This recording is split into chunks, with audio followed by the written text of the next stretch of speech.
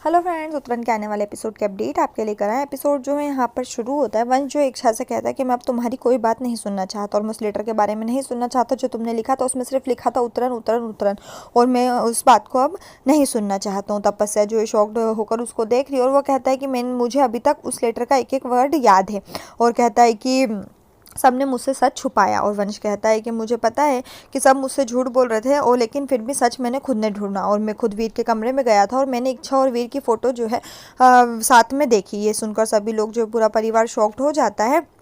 वंश कहता है कि लेकिन मुझे सबने धोखा दिया, और वीर के मन में अभी भी इच्छा है और वो इच्छा से बहुत प्यार करता है। फिर वो उसकी माँ के पास जाता है और उससे कहता है कि बताओ, तुमने मुझसे झूठ क्यों बोला? तुमने क्या सोचा कि मैं, अगर मुझे सच पता चलेगा तो मैं पागल हो जाऊंगा, या फिर मैं जो जैसे पहले नशे में रहता था मैं वापस वही सब करने लग जाऊंगा? उसकी माई जो है चुप रहती है। इधर वो बाकी सब जो लोग हैं वहाँ पर खड़े हुए हैं, और वो जो विधवा लेडी है वो मनी मन में ये सब तमाशा देखकर खुश हो रही है। इसके बाद दद्दा जी और सब लोग खड़े होते हैं। वंश उनके पास भी जाता है और उनसे कहता है कि आप लोगों ने भी मुझे सच नहीं बताया। अगर आप सब जानते थे तो आपने मुझे धोखा क्यों दिया? क्योंकि अगर ऐसा था तो मैं इच्छा से शादी नहीं करता। और फिर उसके बाद वो उसको बोलता है कि अब मुझे किसी से भी कोई जवाब नहीं चाहिए। इच्छा उसको समझाने की कोशिश करती है, तो इच्छा बोलती है कि मैं आपको एक एक चीज़ बताऊंगी, लेकिन वंश उससे कहता है कि मुझे तुमसे अब कोई जवाब नहीं चाहिए, अब मैं किसी और से सवाल करूंगा। और वो वीर के पास जाता है और वीर से बोलता है कि ये सब क्या? इतने में माई आती है उसकी और कहती है कि इन सब चीज़ों का जवाब मेरे पास है और मैं तुम्हें जवाब दूंगी।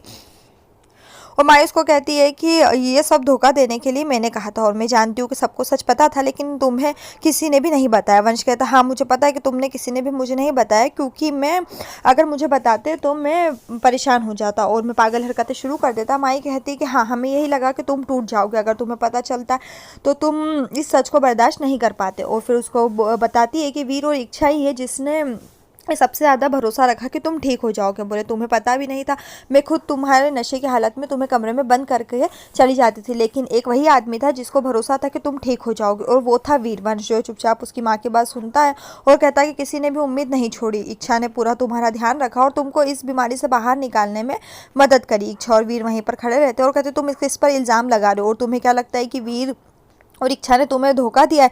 और इच्छा से बोलते, इच्छा जो है तुम्हारी पत्नी है और उसने सब कुछ भूल कर तुम्हें एक्सेप्ट किया, और तुम्हें अब उसको अपनी पत्नी मानना चाहिए।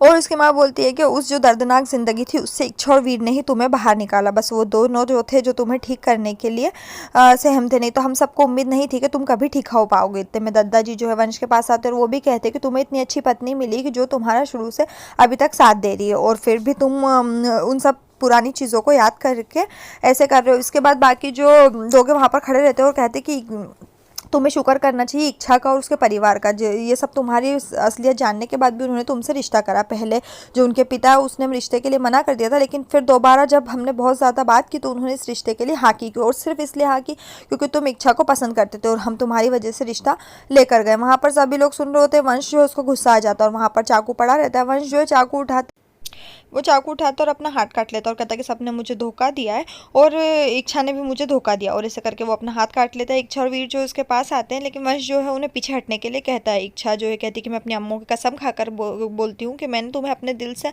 अपना पति माना है, लेकिन वंश जो है किसी की भी बात नहीं सुनता है।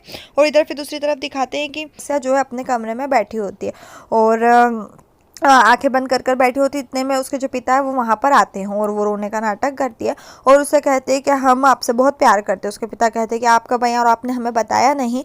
तपस्या जो है कहती है कि अब हम यहाँ से कहीं भी नहीं जाएंगे पापा, हम आपके साथ रहना चाहते हैं और अब हम बहुत परेशान हो गए हैं। और इच्छा अपने परिवार में खुश है। उसका जो पिता उसे समझ नहीं आता और उसकी आंखों में आंसू आ जाते हैं और वो कहता है कि तुम्हें कुछ भी नहीं होगा, तुम परेशान मत हो, ये तुम्हारा भी घर है और तुम यहाँ पर आराम से रह सकते हो जब तक चाहो।